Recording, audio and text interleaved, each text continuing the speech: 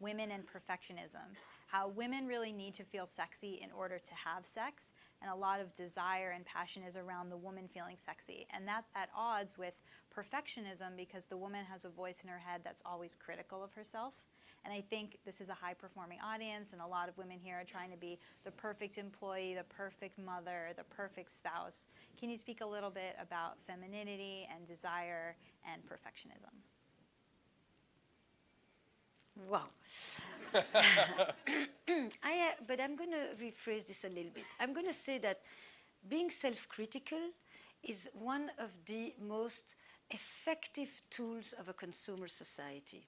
And it's not just a privilege of women, actually. I think men have their own list of things upon which they can feel not good enough or insufficient or inadequate. So in that sense, I would say something different.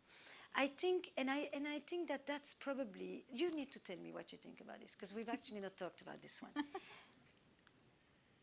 If you think about sexuality, I'm going to take a tiny detour. If you think about sexuality and the experience of letting go, right? Letting go in order to be able to enjoy, in order to be able to experience pleasure and all of that. You think, then what is it that are the blocks that prevent letting go? In a straight narrative, you will often hear a man say, nothing turns me on more than for her to be turned on. Yes? Yeah? Because if she's turned on, then he knows he's not hurting her. She's into it. He can bypass the main frame obstacle for men, which is the predatory fear. If she's into it, if she likes it, then he doesn't have to worry.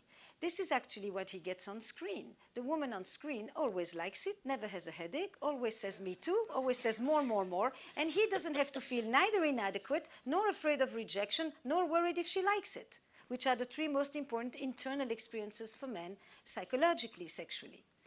What is it for her?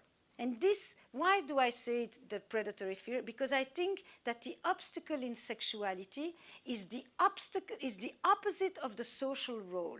If you are raised to be a protector, then the obstacle has to be that you need to free yourself from the role of being a protector in order to be able to enjoy, to play, and to have fun. For her, it's the parallel, same one. It's the taking care. She doesn't say nothing turns me on more than to see him turned on. Or her turned on, for that matter. It doesn't make a difference. If she's not into it, he can stand there with the biggest hard-on, makes no dent. Shop is closed. Nothing's going to happen.